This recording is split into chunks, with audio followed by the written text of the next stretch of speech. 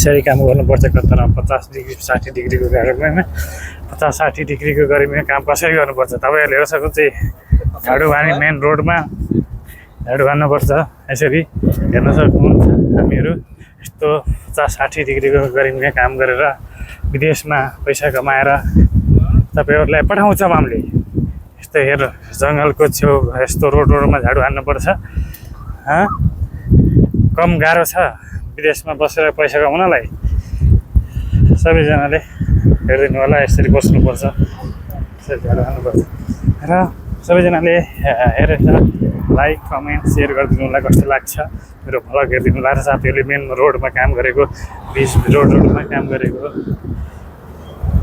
आज हामीहरू छुट्टीको दिन ठ्याक्क यसो घुम्न जाऊँ भनेर 6 जना साथीहरू हिँडेको छौँ अहिले हामी यहाँबाट उहाँ मेट्रो स्ट्यान्डमा जाँदैछौँ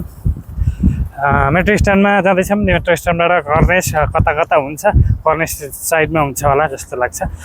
कर्नेस ठाउँमा जाँदैछौँ अहिले यस्तो हावा पनि चलेको एकदम तातो हावा चलेको छ 50 डिग्री गर्मी छ अहिले है यो कुन ठाउँ भन्नु होला कतारको एरियामा हो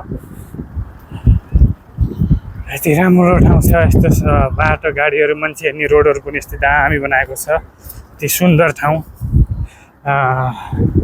बगैँचाहरू पनि एकदम राम्रो छ